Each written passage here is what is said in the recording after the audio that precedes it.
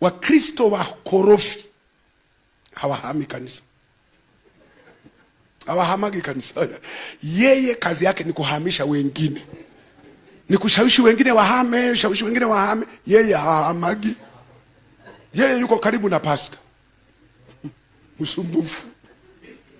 Wakristo wasumbufu. Anahamisha wengine. Hii kanisa mimi sioni uwepo. Hii kanisa hamna nguvu za Mungu hapa. Hii kanisa sioni upako. Hii kanisa kabisa iko empty kabisa. Hii kanisa hii ni ikaboti. Hii kanisa. Kwa mnamuuliza tufanyeje? Tutafute makanisa yenye nguvu bwana. Hatuwezi kukaa mahali. Unahama, yeye anakuja kwa pastor. Hivi pastor, hivi watu wanahama wana matatizo gani?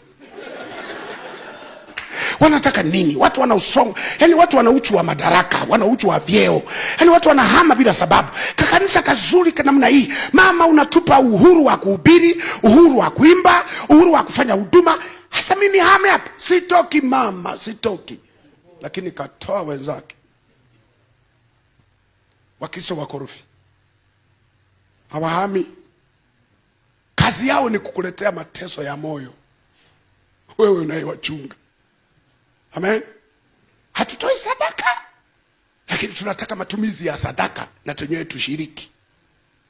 Kakiumwa kanataka kupeleke maboksi ya juisi, upeleke vitu gani, upeleke yani kenyewe hata mafua pastor.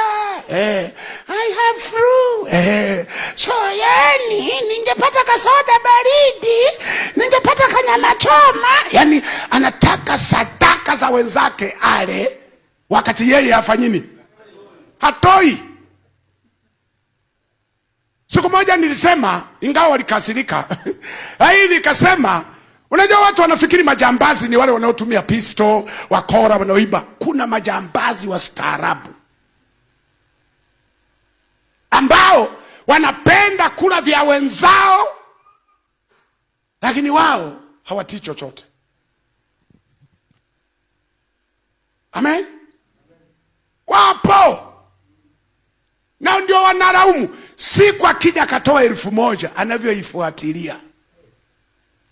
Tunatoa hela, hatuoni, mimi nimetoa hela, hatuioni inavyotumia, hatuioni. Mwanga wote huu wa umeme huoni. Unafikiri wai imetoka mbinguni kuleta umeme hapa? Si tumenunua bili za umeme?